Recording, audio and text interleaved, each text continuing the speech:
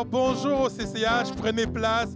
Et ceux qui nous écoutent par les réseaux sociaux, soyez bienvenus à notre église. Et si c'est la première fois que vous nous écoutez ou c'est la première fois que vous êtes dans la salle, vous êtes nouveau, donc soyez bienvenus à notre église. Juste vous rappeler que nous avons une table qui s'appelle la table Bienvenue à l'extérieur, où que si vous avez des questions, peu importe, vous voulez juste connecter avec nous, laissez votre nom afin qu'on puisse vous reconnecter, vous donner des informations à propos de notre église, qui nous sommes. Donc, la table Bienvenue à l'extérieur. Donc, n'hésitez pas. On est là pour vous. Prenez un temps. Et vous qui êtes par les réseaux sociaux aussi, même pour vous aussi qui êtes ici aussi, vous pouvez aussi nous écrire à l'adresse courriel info@cchéritage.org. Donc, si tu es nouveau, n'oublie pas, bienvenue chez toi. On n'oublie pas, on est encore dans la campagne, je pourrais dire, d'implication, de recrutement. On a besoin de gens, on a besoin de votre aide. Si vous allez sur le site internet cchéritage.org, il y a une section qui s'appelle Vie d'église. Il y a une autre section en dessous, un sous-menu qui s'appelle Implication.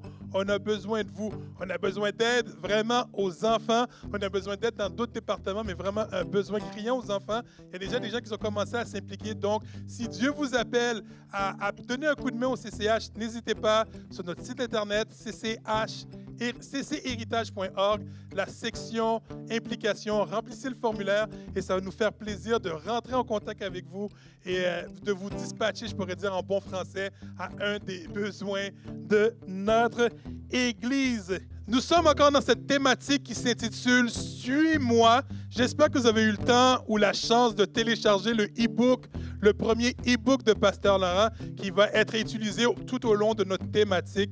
Et on va laisser la place à Pasteur Laurent. Est-ce qu'on est prêt à l'accueillir? Est-ce qu'on peut accueillir Pasteur Laurent? Bonjour tout le monde, ça va bien? Oui, je suis très content de vous voir ce matin. Très heureux aussi d'être dans cette période, dans cette série aussi. Je ne sais pas pour vous, mais des fois, on a besoin de se donner des objectifs pour pouvoir justement avancer plus. Hein, des fois, il faut vraiment avoir des résolutions qui soient prises pour qu'on puisse se dire, bien là, il faut que j'atteigne une autre étape. Et combien savent que ça ne se fait pas tout seul? All right? Et ce matin, vraiment encore, j'ai vraiment un cœur rempli de joie pour cette nouvelle série « Suis-moi ». Également le e-book. Alors, Pasteur Candy a dit que pour ceux qui ont été là la semaine dernière, mais juste que vous sachiez que pendant cette série de Suis-moi, là, cette série qu'on fait, le e-book est disponible pour ceux qui sont présents sur place. Alors, si vous ne l'avez pas eu, vous n'avez pas eu la chance d'être là, la semaine dernière. Donc, venez avec nous après la réunion. On va pouvoir vous donner aussi les petits cartons, les petits tickets qui vous permettra de pouvoir aller télécharger le e-book. Parce que, en fait, le e-book, c'est un outil pour cette série et la série, c'est aussi un outil pour le e-book. Alors, vous allez voir que ce n'est pas un grand e-book, c'est un mini e-book, c'est un projet de plusieurs parties qui va se faire échelonner sur toute l'année et avec des thèmes bien particuliers qui sont abordés. Le e-book s'intitule « Répondre à l'appel de Dieu ». Donc, c'est pour ça qu'on fait une série aussi qui s'intitule « Suis-moi ». Et vous allez voir un peu, donc je ne reviendrai pas sur le message de la semaine dernière. Pour ceux qui n'étaient pas présents, vous pouvez aller aussi visionner ce message-là à travers nos plateformes web.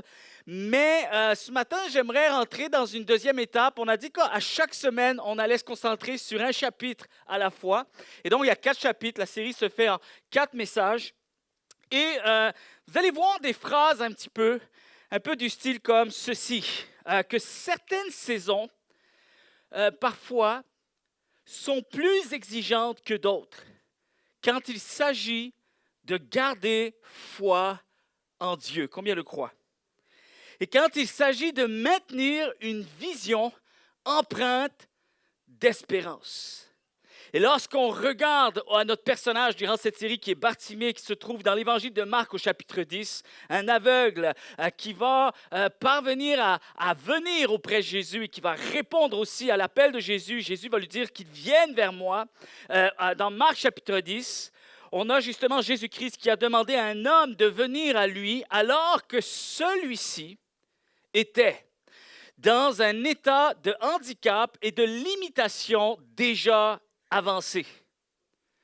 Et ce qui est beau, la beauté de cette histoire, c'est que malgré tout, Bartimée va se mettre en marche et ainsi répondre présent à l'appel de Jésus-Christ.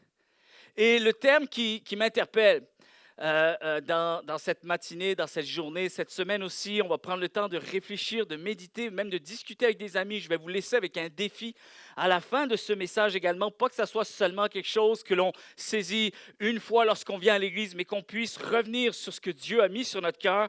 Mais ce qui m'interpelle le plus, c'est cette expression « malgré tout ».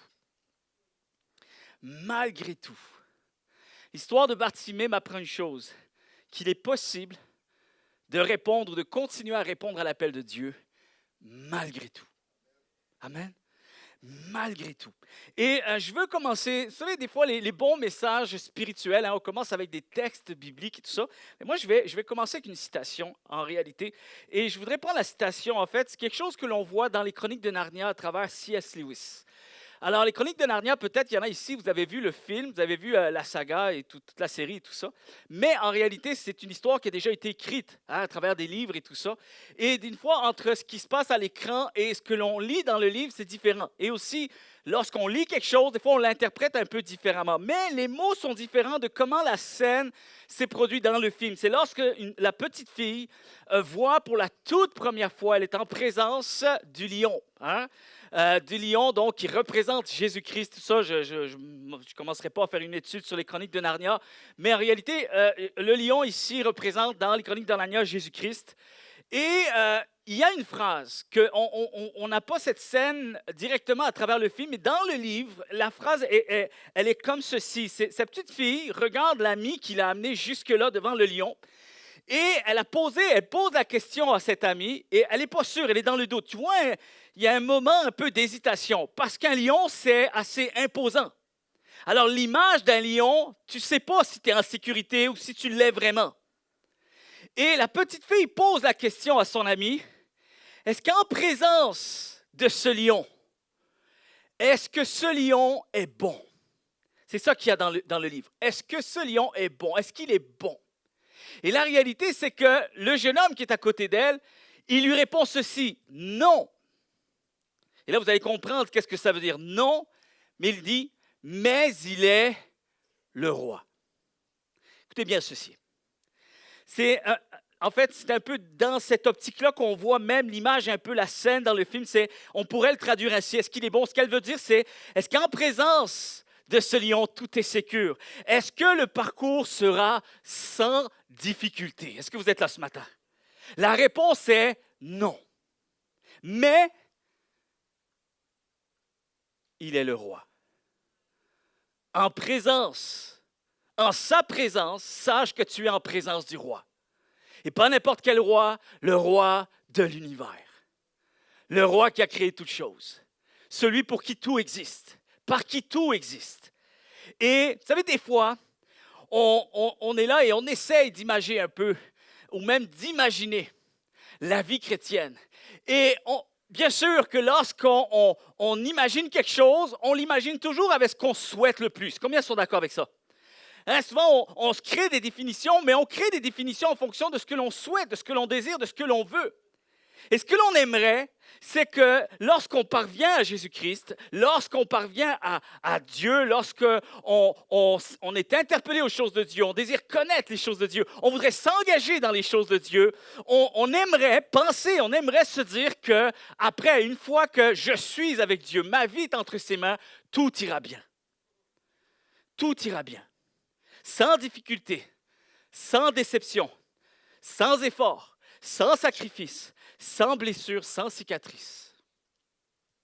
Je veux poser la question à quelques personnes ici ce matin. Je sais que ce n'est pas le cas pour tout le monde, mais je sais qu'il y a des gens ici ce matin. Moi, je suis presque rendu là. J'ai 26 ans où est-ce que je marche avec cette connaissance que Dieu existe et qu'il m'aime. Je marche chrétiennement. Enfin, du moins, j'essaie de marcher chrétiennement et je continue à essayer de marcher chrétiennement du mieux que je peux. Mais je sais ici qu'il y en a qui ont à peu près 25, 30 ans de vie chrétienne. Levez la main ici. Dans ce lieu. Je sais qu'il y en a. Donc, tu vas trahir mon âge. 25 ans, 30 ans de vie chrétienne. Levez la main ici, bien haut.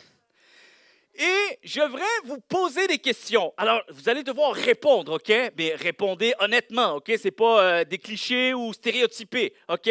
Donc, vous allez répondre pour que ceux et celles, peut-être, qui sont dans les débuts, dans les premiers balbutiements, dans les premières démarches de foi, ont besoin de comprendre quelque chose. Et même peut-être des personnes qui ne sont même pas encore initiées à la foi, qui sont interpellées par les choses de Dieu. Peut-être une personne qui est toute nouvelle pour la première fois ici dans ce lieu, ou les premières fois.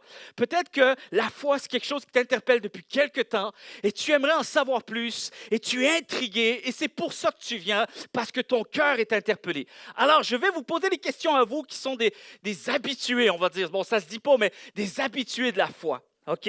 Votre parcours. Prenez en exemple votre parcours avec Dieu. Je vais vous poser des questions. La première est celle-ci. Est-ce que vous pouvez dire que vous avez vécu un nirvana dans votre foi depuis le jour où vous avez rencontré Jésus-Christ et que depuis ce jour, vous êtes sur un nuage et que vous n'êtes plus touché par les difficultés de la vie? Merci. Bon, des gens honnêtes. J'avais peur. Tu sais, la première question, ben oui, quand même. 2. Est-ce que vous avez servi Dieu toujours dans les meilleures conditions? Est-ce que les saisons de votre vie ont toujours été favorables et agréables? Ben là, il y a une hésitation. Oui ou non? Non, OK. Est-ce que Dieu a répondu à toutes vos prières comme vous le vouliez? Il y a plus de franchise dans celle-ci, c'est spécial. Est-ce que vous n'avez jamais rencontré d'hostilité dans votre entourage? Je vais répéter. Parce que peut-être, donnez-moi le secret, OK? Est-ce que vous n'avez jamais rencontré d'hostilité dans votre entourage? Avez-vous connu des églises parfaites? Non, puisque vous y étiez. Ah! C'est moi qui ai le micro, je peux être baveux un peu, OK? Est-ce que vous avez été, écoutez bien ceci, est-ce que vous avez été blessé là où vous ne vous y attendiez pas? Est-ce que vous faites toujours ces choses que vous voudriez faire? Est-ce que vous avez atteint une sainteté parfaite? Celle-là, elle est encore plus franche. Ben voyons, donc bien drôle cette question. Est-ce que Dieu vous a délivré de toutes vos luttes et de vos combats en un jour? Est-ce que vous luttez encore avec certaines choses? Est-ce que vous vous inquiétez encore parfois? Malheureusement. Quoique, peut-être à la fin du message, tu vas peut-être changer d'avis. Est-ce que vous vous dites, parfois, en étudiant le parcours de votre vie, que parfois, vous auriez pu faire mieux? Qu'à quelque part, finalement, on marche avec certains regrets. Ce n'est pas des regrets qui nous écrasent, qui nous détruisent. Okay? Ce n'est pas ça que je suis en train de dire. Mais que peut-être qu'on aurait pu faire mieux. Peut-être que finalement, je n'ai pas toujours pris les meilleures décisions. Peut-être que j'aurais pu vivre un meilleur cheminement. Mais maintenant, je vais prendre le relais parce que je sais que c'est aussi une réalité. Je crois, chers amis, que malgré toutes ces choses, la plupart d'entre nous, nous continuons à garder foi en Dieu. Amen. On continue à garder foi en Dieu. Vous savez quoi? Ce qui me réjouit, malgré les difficultés, malgré le parcours qui n'a pas toujours été comme j'aurais voulu qu'il soit, je l'aime encore. J'aime Dieu encore. J'aime Jésus-Christ encore. Je vous dirais même, je l'aime plus et je l'aime mieux. Je vous dirais aussi que le parcours qui n'a pas été parfait a fait en sorte que je puisse être encore plus enrichi. C'est drôle comment l'imperfection m'a rendu plus parfait. Nous avons grandi à travers ce parcours. Combien ici peuvent l'attester? J'ai grandi. Je ne peux pas dire autre chose que ça. J'ai grandi. Je suis parvenu à grandir et Dieu a réussi à me faire grandir malgré tout. J'ai grandi, j'ai maturé, j'ai été bonifié. J'ai été régénéré. J'ai été vivifié. J'ai été réédité. Wow! Extraordinaire. En réalité, on s'est accompli. Et on s'est accompli comment, chers amis? Soyons honnêtes, pas toujours dans les meilleures conditions. On a réussi à s'accomplir dans les circonstances peut-être un petit peu plus atténuantes, dans des circonstances plus difficiles. Finalement, quand on dit qu'on s'est accompli, c'est qu'on est parvenu à cheminer dans une meilleure compréhension de soi-même, une meilleure compréhension de Dieu, pour aussi également une meilleure compréhension par rapport aux autres, à ma vie avec les autres, parce que Dieu s'est révélé à mon cœur. J'ai su comprendre les autres parce que j'ai su aussi comprendre un petit peu plus à propos de moi-même.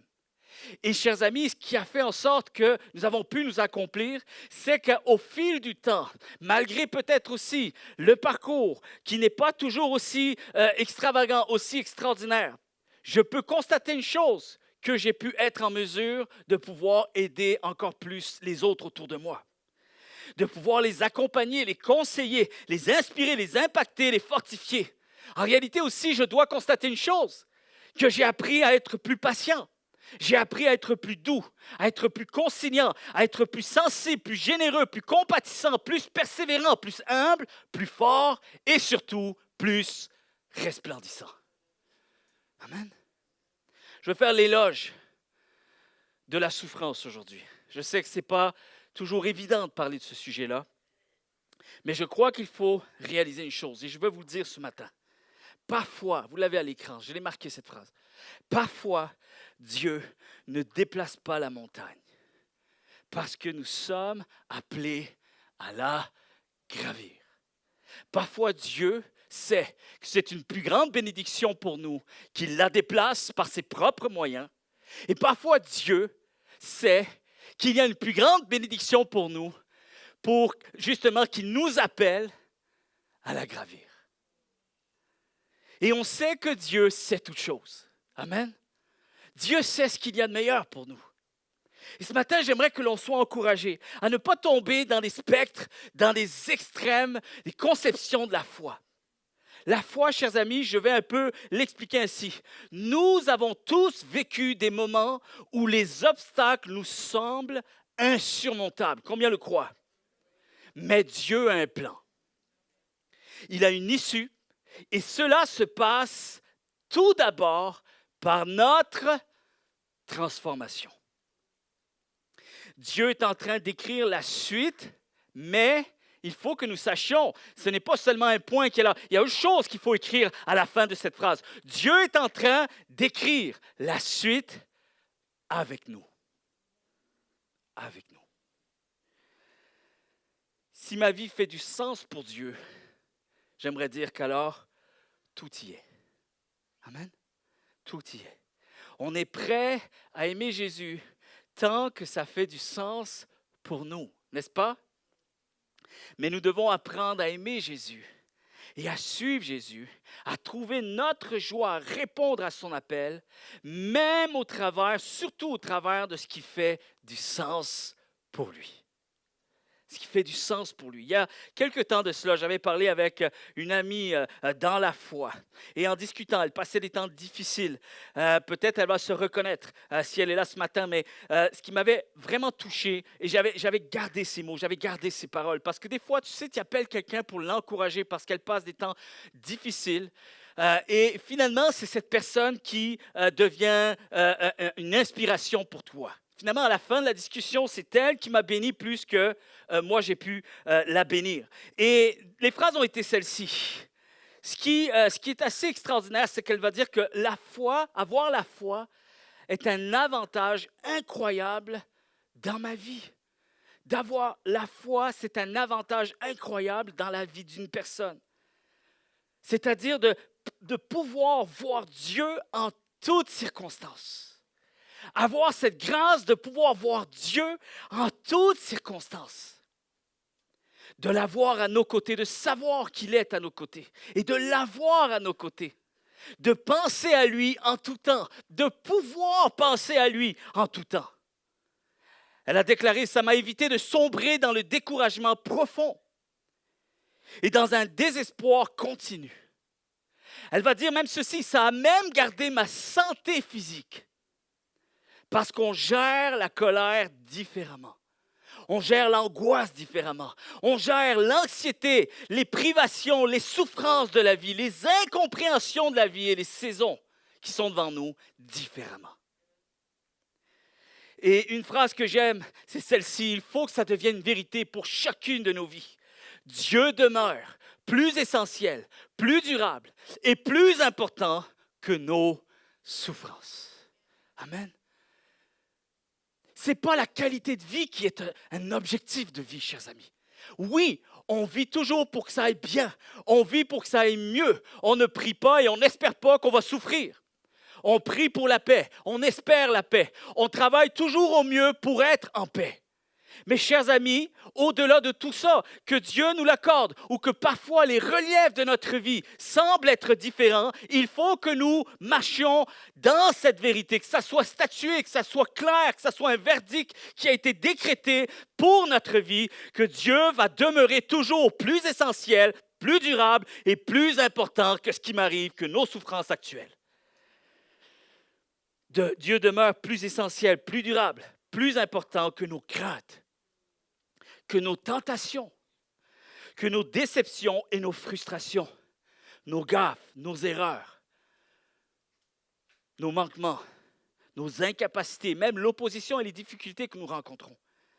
Parce que je crois, chers amis, que si Dieu demeure plus essentiel et plus important que tout, alors nous devrons le laisser conduire notre vie dans son entièreté. Amen. Ça veut dire que ça inclut tout, sans exception. Il est Seigneur de tout ou il n'est Seigneur de rien du tout. Vous êtes là? Et le problème, vous savez pourquoi? Parce que c'est difficile. C'est comme un clash. C'est un contre-courant. J'ai bien aimé parce que dernièrement, j'ai commencé cette série de Chosen. Je ne sais pas si vous l'avez vu, mais le générique est toujours avec des poissons qui vont dans un sens, et puis tu vois un seul poisson et d'autres qui arrivent, mais ils sont une minorité. Et puis tu vois qu'ils galèrent, mais ils vont dans l'autre sens. Et parfois, il y a des contresens qu'il faut aussi comprendre, être conscient. Ce n'est pas parce qu'on est puni. Il y a des choses qui arrivent dans la vie, c'est normal. Parce que nous vivons avec des principes pour Dieu qui sont différents par rapport aux principes que ce monde opère. Et une des choses que je crois, c'est que le confort est devenu le Dieu de notre génération. De sorte que la souffrance est considérée comme un problème à résoudre et non comme une providence de Dieu. Alors qu'en réalité, parfois, il faut ajuster nos perspectives. Parfois, Dieu va s'occuper de nos problèmes et parfois, Dieu utilise nos problèmes. Mais à la fin de tout, sa bonté demeure. Toute chose concourt au bien de ceux et celles qui aiment Dieu. Si vous marchez avec cette espérance, avec cette conviction, plus rien ne pourra vous faire dévier de cette voie que Dieu veut que vous suiviez. Et ce n'est pas juste de l'accepter. Des fois, on entend des définitions des choses. On veut juste comme peut-être l'accepter. Non, ce n'est pas juste même d'accepter la souffrance. C'est de comprendre que c'est un passage presque obligatoire. Parce que si on étudie l'histoire de l'homme, ce n'est pas dans les meilleures saisons, les meilleures circonstances que l'homme a déployé son meilleur. Est-ce que vous êtes là ce matin? Je vous dirais que ça va devoir passer par là. Ne pas avoir tout facile. Ça va passer peut-être par l'inadéquat. Ça va passer par l'imparfait. Et je vous dirais qu'à la fin de ce parcours, à la fin de ce passage, qu'est-ce qui arrive? C'est qu'on va parvenir à apprécier l'œuvre de Dieu et les vérités de la foi à leur juste valeur. Qu'est-ce que je veux dire par là? Vous savez, quelqu'un a dit un jour ceci, que le Seigneur, avant de faire une œuvre à travers toi, il va tout d'abord vouloir la faire en toi. Vous êtes là? C'est bien. On est dans une série où on veut répondre à l'appel de Dieu. C'est un sujet que je dois aborder parce que je n'en ai pas été exclu. Et la plupart des gens qui continuent à marcher avec le Seigneur, pas la plupart, tous sont unanimes. On est passé par là. Et on doit passer par là. Avec foi, avec confiance, avec cette conviction que Dieu est avec nous. Nous ne serons jamais tentés ou éprouvés au-delà de nos forces. Combien le croient? Dieu saura toujours où sont les limites à fixer. J'aimerais que l'on puisse comprendre une chose. Vous savez, la Bible dit que Dieu châtie ceux qu'il aime. On n'aime pas ce verset. En fait, ce n'est pas le verset qu'on n'aime pas, c'est le mot, châtier. J'aime pas. Il y a beaucoup de spécialistes de la Bible qui disent on devrait le modifier, des versions qui l'ont modifié. Pourquoi ne pas le laisser et plutôt que de l'enlever, de l'expliquer? Ça va? C'est ce que je vais tenter de faire ce matin. Je vais commencer à le faire, de vous expliquer qu'est-ce que veut dire quand il est dit que Dieu châtie ceux qu'il aime. La Bible dit que Dieu fait naître la foi et il l'amène à la perfection. Ce qui veut dire qu'il y a un début, il y a une continuité et il y aura une fin. Donc, il y a une progression. Vous y êtes? Il y a aussi tout cet aspect où on voit que même Paul, parfois, s'adresse à des chrétiens. À des chrétiens, il est capable de parler de certains sujets. Et avec d'autres chrétiens, il ne peut pas encore parler de certains sujets. Pourquoi? Parce qu'ils ne sont pas encore rendus là.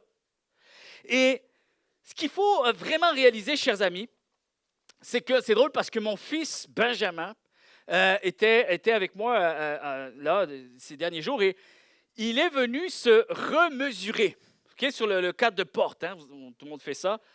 Nous, je ne sais pas pourquoi il y en a partout. Tu ne peux pas juste choisir un cadre et puis tu continues là. Non, il y a des mesures partout chez nous. Bref. Et la grande surprise de Benjamin, c'est qu'il me voit. Il dit, papa, j'en reviens pas, je capote. Il dit, j'ai grandi de ça depuis l'an dernier.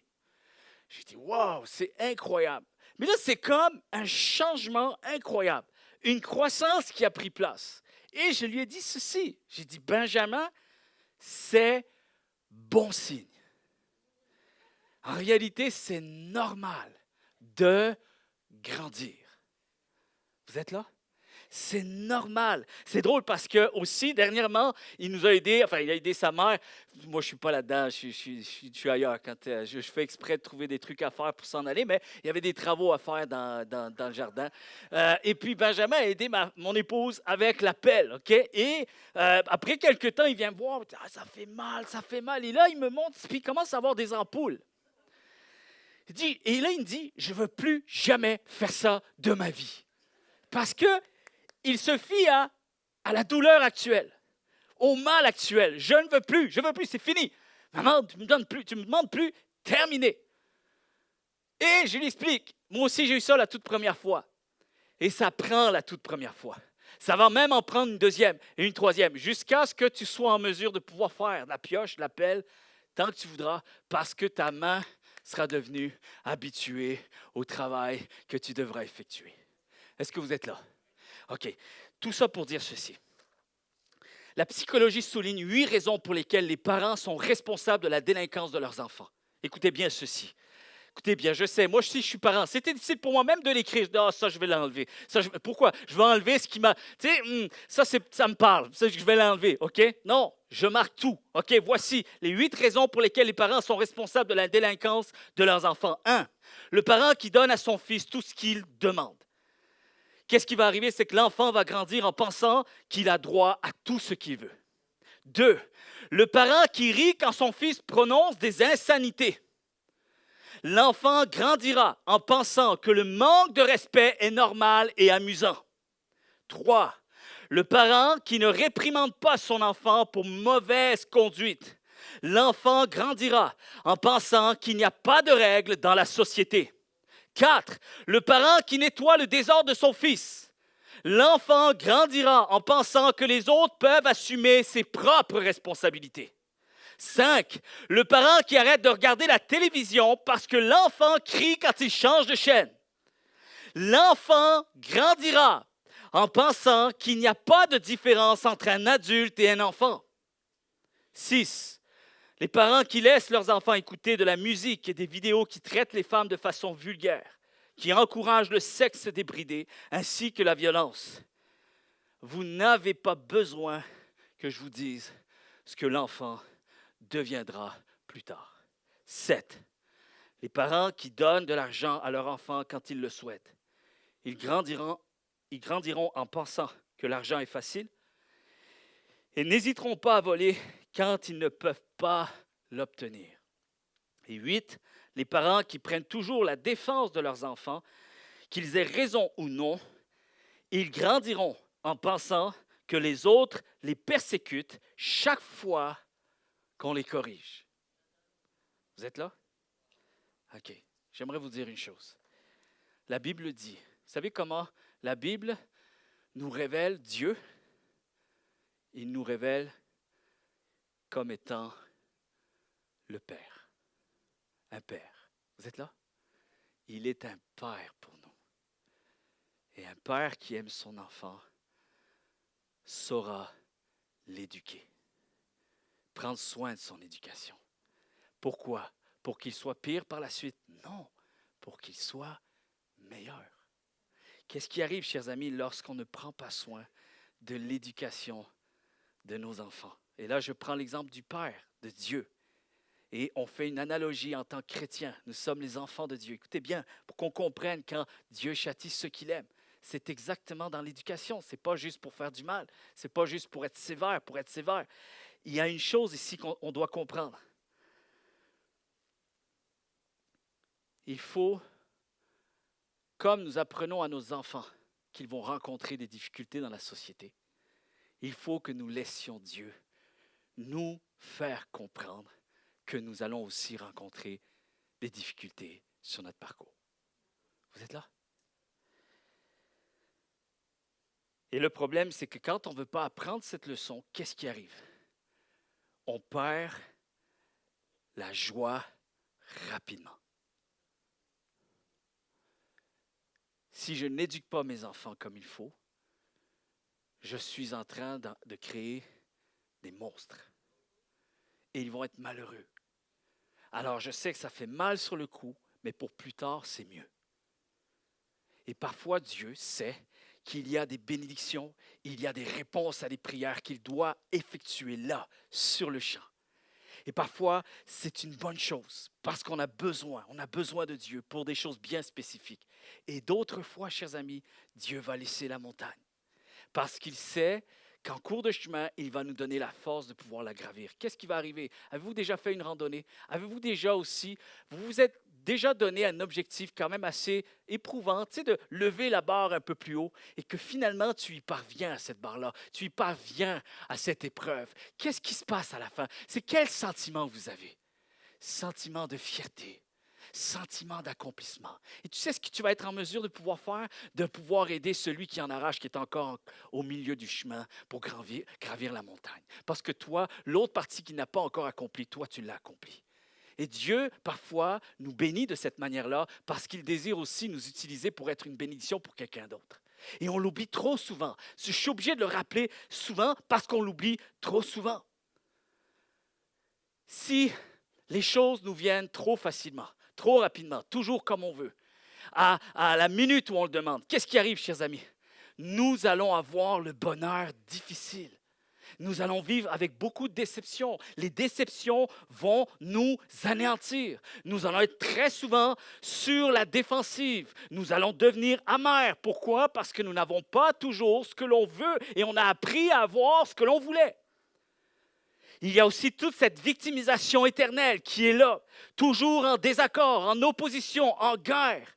Et on va avoir de la difficulté à s'accomplir, à laisser même un impact significatif autour de nous et nous manquerons de plus belles et de plus grandes opportunités pour notre vie. Il faut que je vous parle d'un message aussi concret que ça. C'est très important parfois de faire une mise à jour, même en tant que chrétien, parce que la douleur, oui, fait mal, certes, mais elle ouvre les yeux face aux choses auxquelles nous étions encore aveugles jusqu'à ce jour. Et parfois, il y a de ces douleurs qui parviennent à nous faire voir des choses qu'on n'aurait pas pu voir dans d'autres circonstances. Quelqu'un a dit un jour ceci: objectif de ma vie, mes études. Difficulté de ma vie, mes études.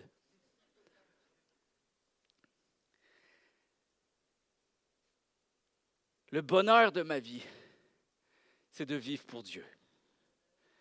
Et parfois, les défis de ma vie, c'est de vivre pour Dieu. Et on sait qu'il y a des hommes et des femmes qui ont eu des difficultés dans les Saintes Écritures.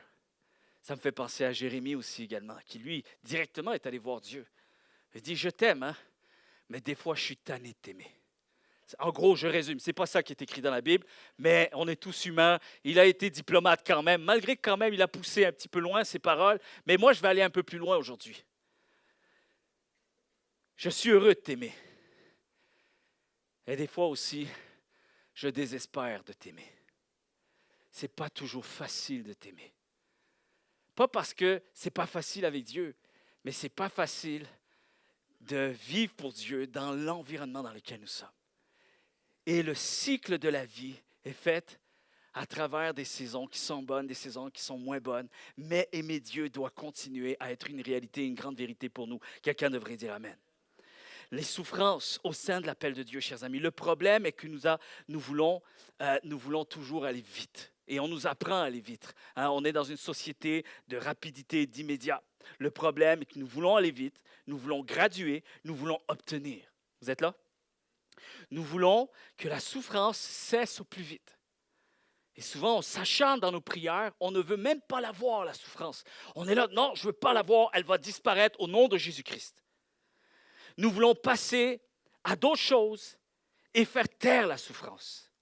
Et le problème vient aussi du fait, chers amis, que dans le domaine de la foi, on ne nous a pas appris à vivre toujours avec la souffrance, malheureusement.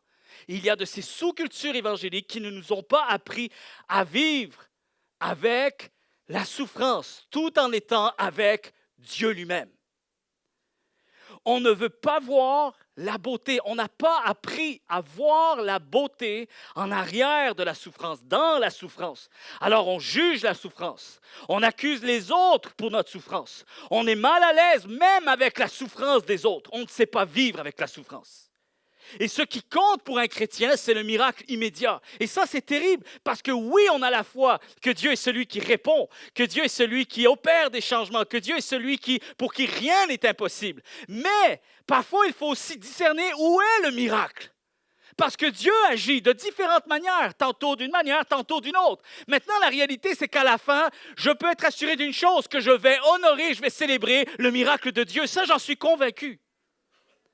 Mais il faut arrêter de stigmatiser que Dieu va intervenir toujours d'une même façon. C'est faux. Et notre histoire, nos 30 ans de vie chrétienne le prouvent. Alors disons-le. Ne le cachons pas. Parce que s'il y a une chose que je peux attester aujourd'hui, c'est que quand j'ouvre les Saintes Écritures, quand j'ouvre ma Bible, et quand je l'ai ouvert dans des moments de difficulté, dans des moments de souffrance, étrangement, j'avais le sentiment que cette Bible me parlait encore plus que toutes les autres fois quand j'étais dans des périodes plus confortables. Alors, ce n'est pas vrai que la foi existe seulement lorsque tout va bien. Au contraire, parfois même.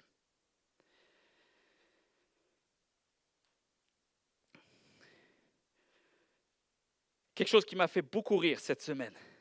Et des fois, je me demande si ce n'est pas comme ça qu'on voit comment Dieu va intervenir à notre égard. On sait que Dieu est à nos côtés. Et on sait que Dieu est celui qui nous apaise, celui qui nous fortifie, qui nous soutient et qui nous parle dans les moments précieux. Dieu continue d'être avec nous. Il n'est pas silencieux. Mais une des choses qui m'a fait rire, c'est ceci. Parfois, quelqu'un a dit un jour, qui vivait des temps difficiles, il dit, parfois, j'aimerais que quelqu'un me prenne dans ses bras et me dise, je sais que c'est dur, mais ça va aller. Tiens, prends un café et c'est 8 millions de dollars.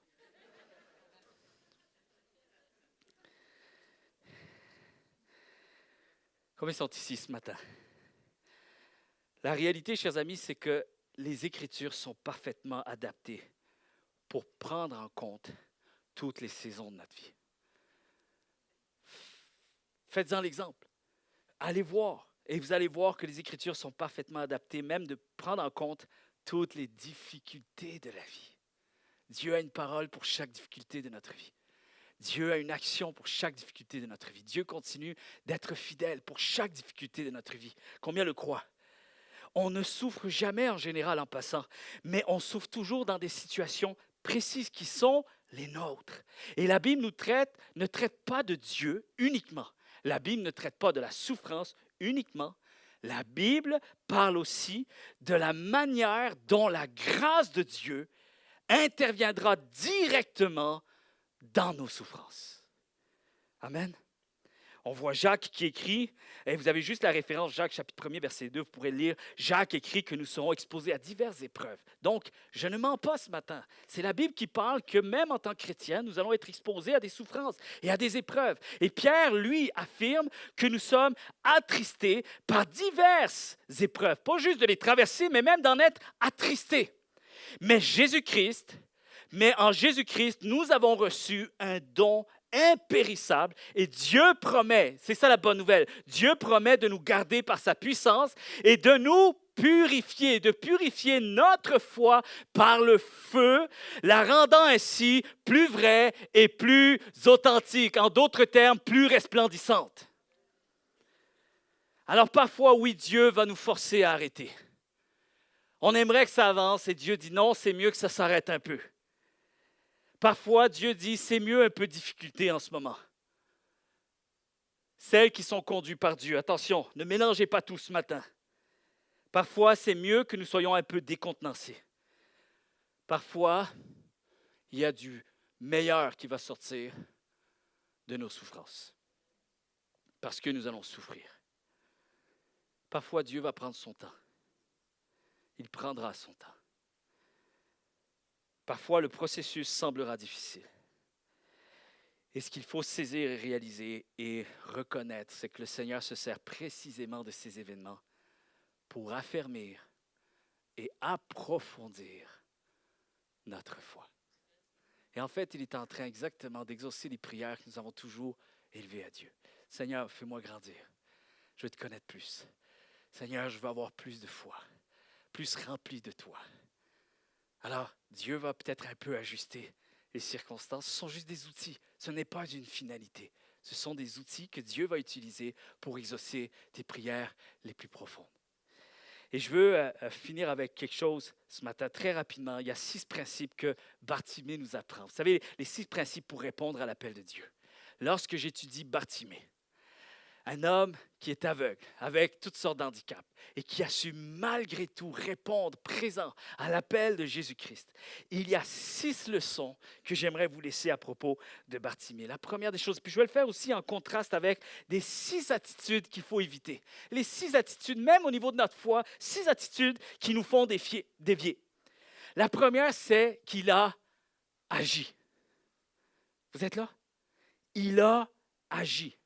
Il n'a pas trop pensé, il a agi. Combien croient que parfois, il faut juste avancer, sans trop réfléchir? Ça aide parfois. Parfois, il faut du discernement, et d'autres fois, il faut juste rester un petit peu plus simple dans notre démarche. Et la simplicité de Bartimée m'interpelle tellement extraordinairement. Bartimée n'a pas réfléchi, il a agi. Il a appelé, il a encore appelé, et il a crié très fort. C'était ce qu'il voulait, il a agi.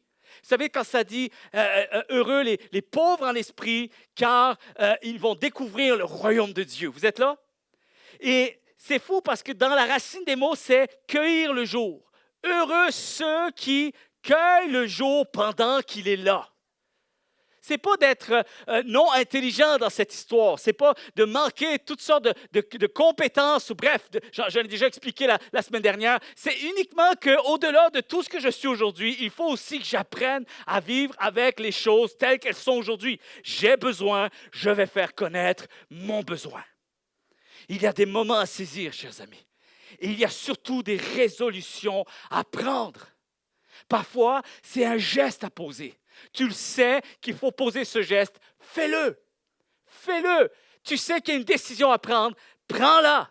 Agir, pas forcément pour performer ou réussir de grandes choses, pas forcément pour attendre d'être dans les meilleures conditions. Souvent, on attend trop pour être dans les meilleures conditions. Alors que le meilleur moment, c'est celui que tu peux saisir aujourd'hui. On n'attend pas que quelqu'un le fasse pour nous. Combien le croient? Il y a des choses que Dieu nous dit à nous spécifiquement.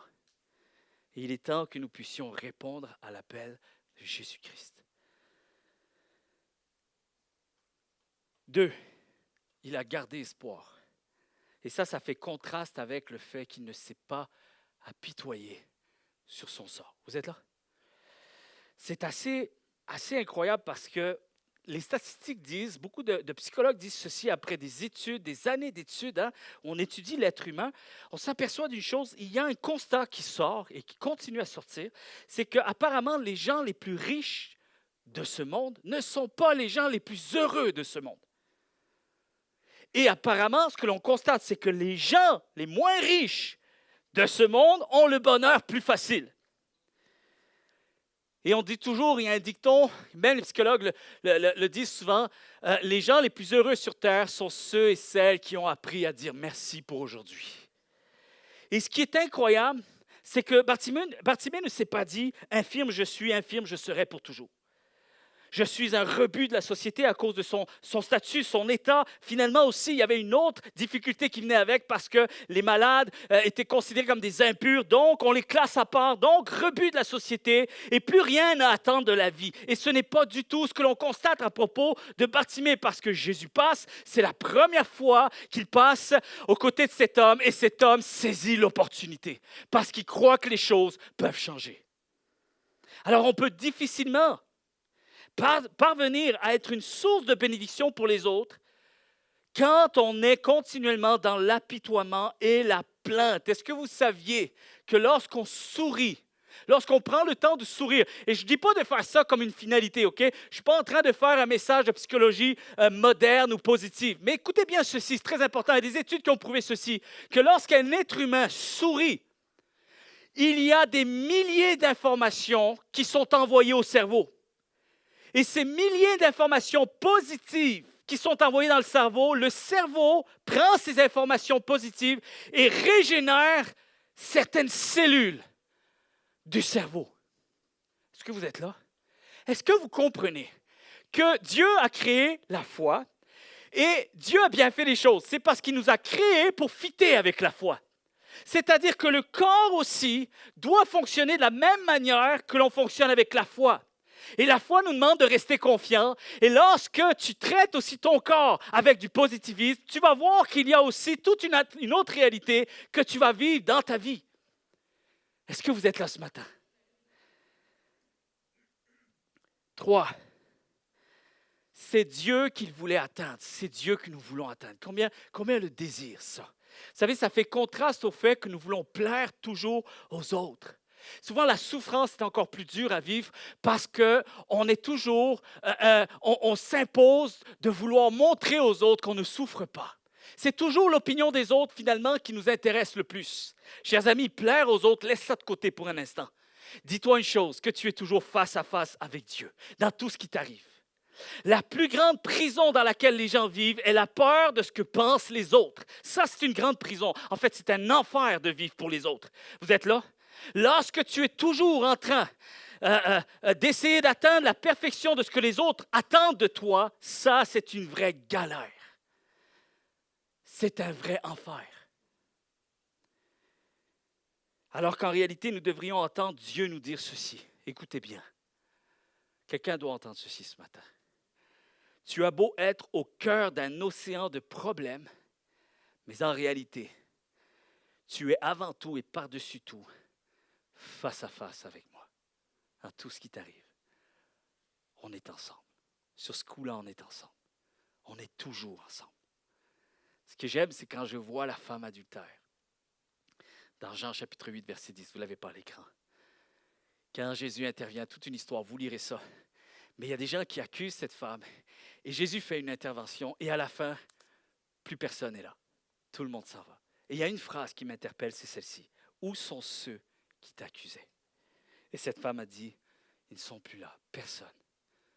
Voilà en réalité comment nous devrions vivre un petit peu plus, même nos temps les plus difficiles. À la fin, il ne reste que toi et Dieu. Et plus tu arrives à marcher avec cette vision, avec cette réalité, tu vas voir que tu seras en mesure même de pouvoir aider encore plus les autres. Parce que les autres changent la vie, chers amis. Alors ils disent, oh regarde les moments difficiles qu'ils traversent, et puis finalement tu persévères, et finalement tu rayonnes au travers de la difficulté. Ce qui va arriver, c'est que les gens vont changer d'avis sur toi, et ils vont venir trouver conseil auprès de toi. Les autres, laissons-les de côté, chers amis, parce que si je vis aujourd'hui, ce n'est plus moi qui vis, c'est Christ qui vit en moi. Amen. 4, accepter ce que l'on ne peut pas changer.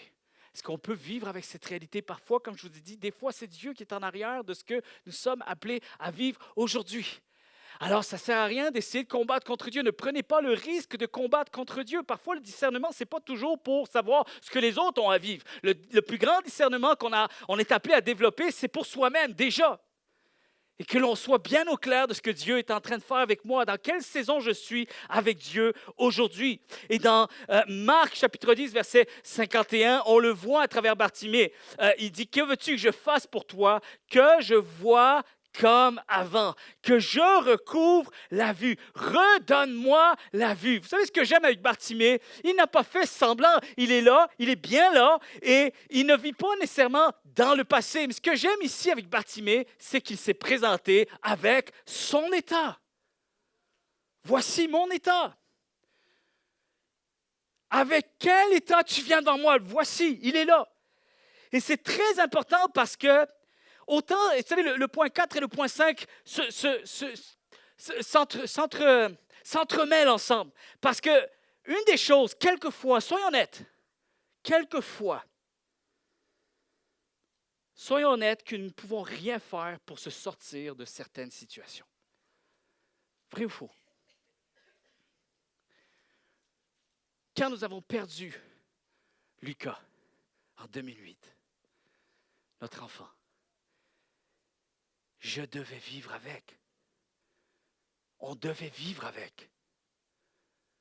Et il y a parfois, ce n'est pas vrai parce que tu es chrétien, on va passer au travers de tout, on va pouvoir revenir dans le passé, et puis finalement, on change les choses. Non, le passé est passé. Ce qui est arrivé est arrivé. Je ne peux plus revenir dans le passé pour changer quoi que ce soit. Je dois vivre avec mon état actuel. Et je dois trouver le moyen de continuer à faire avancer ma foi en Dieu malgré tout ça. Alors, quelquefois, ce n'est pas vrai qu'on peut réussir à tout changer quelquefois. Nous ne pouvons rien faire pour se sortir de certaines épreuves. Parfois, on ne peut rien faire pour régler un problème. Parfois, on ne peut absolument rien faire pour solutionner un conflit, pour changer une personne, pour changer un environnement. Alors, la meilleure chose à faire sera alors de venir se réfugier en Jésus-Christ et d'attendre, parfois même en silence, le secours de l'Éternel. Tu ne peux pas le changer, mais tu peux apprendre à vivre avec. En réalité, j'aimerais dire ceci à quelqu'un ce matin. Je ne peux pas le changer, alors tout ce qui me reste à faire, c'est d'apprendre et grandir avec ce qui me reste. Il y a quelqu'un qui a dit ceci. Si étant jeune, j'avais eu la maturité que j'ai aujourd'hui, je n'aurais pas fait autant d'erreurs. Et son ami lui a dit, oui, mais si tu n'avais pas fait autant d'erreurs étant jeune, tu n'aurais pas la maturité que tu as aujourd'hui. Je vais demander à Joey de bien vouloir me rejoindre, s'il vous plaît. 5, et ça s'entrecoche, ça s'entremêle. Il n'a pas fait semblant que tout allait bien. En fait, arrêtons de faire semblant que tout va bien. Si vous lisez les Saintes Écritures, vous avez des prières élogieuses et vous avez des prières de lamentation. Vous avez les deux dans le même bouquin, dans le même volume. Et parfois, il faut savoir quand est-ce qu'on est dans des bonnes saisons et quand est-ce qu'il faut aussi réagir parce qu'on réalise que la saison est difficile. Et on doit ajuster notre vitesse, on doit ajuster notre cœur, on doit ajuster notre foi, on doit ajuster nos émotions. C'est comme ça que ça se passe dans la vie, même avec Dieu. 6, chers amis.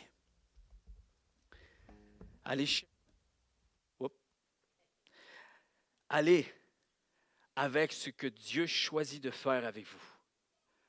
N'essayez pas de vivre la vie des autres. Qu'est-ce que je veux dire par là? Votre destinée, écoute bien ce que je veux te dire ce matin.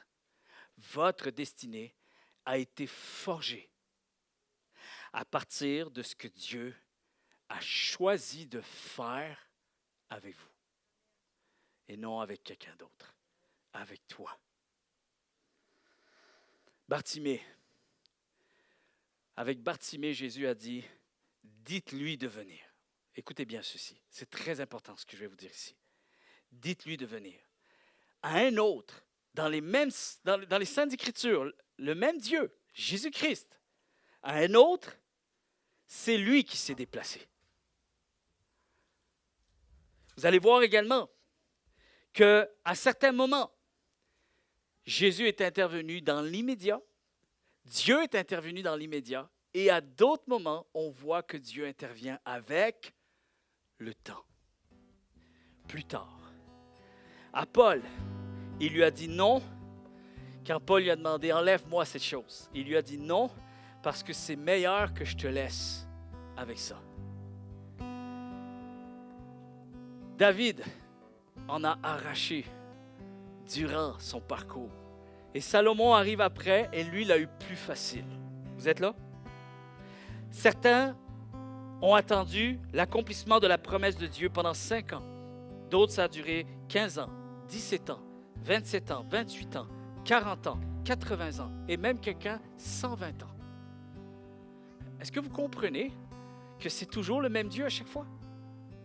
Pourquoi on stigmatise? Pourquoi on veut stéréotyper ce qui n'a jamais été stéréotypé? Pourquoi on fait ça? Dites-moi. Ça ne fait du bien à personne de faire ça. Personne. Ce qui fait du bien, c'est de vivre avec ce qui est vrai. La justice sera faite selon la vérité. C'est la vérité qui vous affranchira. C'est la vérité qui nous rend libres. Alors j'aimerais dire à quelqu'un, apprends à vivre avec ton présent, cueille le présent, le tien.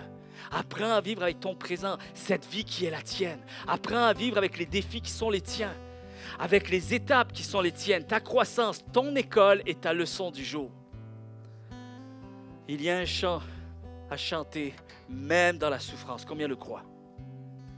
Il y a un chant à chanter même dans la souffrance. Vous savez, une sœur qui est venue souvent nous bénir par la louange, Rachel Baroni, qui un jour a posté quelque chose sur ses réseaux sociaux alors qu'elle vivait des temps plus difficiles. Et elle a écrit ceci: « Je réalise qu'il y a un chant à chanter dans la souffrance. Je réalise qu'il y a un chant à chanter même dans ce qui est imparfait, dans ce qui ne fait pas de sens.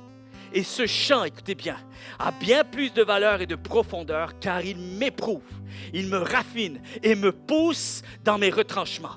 Là où tout est vrai, tout est pur, là où Dieu ne fait plus qu'un avec moi, là où mon cœur s'exprime de la meilleure des façons envers celui qui m'a créé et qui me connaît mieux que moi-même. » Et j'aimerais dire qu'il y a un chant à chanter là, même dans la souffrance, et finalement, ça devient là où tout devient parfait. Tout devient parfait. Est-ce qu'on peut se lever tous ensemble? Je vais te laisser cette semaine avec un défi de discussion, de prière, de réflexion pour toi. Sincèrement, fais-le avec beaucoup de sincérité. Je t'encourage à te placer devant Dieu. J'aimerais juste te poser cette question. Écris-la, prends-la en photo, elle va apparaître à l'écran. Nous l'avons sur la diapo. Mais pour cette semaine 2, la discussion et réflexion, parle avec des amis, fais-le tout seul, peu importe. Mais j'aimerais que tu puisses réfléchir à ceci. Quelles sont tes plus grandes peurs, tes plus grandes souffrances? Tes plus grandes peurs et tes plus grandes souffrances qui sont reliées à répondre à l'appel de Dieu. Quelles sont tes plus grandes peurs et tes plus grandes souffrances? Et essaye de mettre des réflexions à cette question, peut-être même des prières, peut-être même des élans de cœur devant Dieu.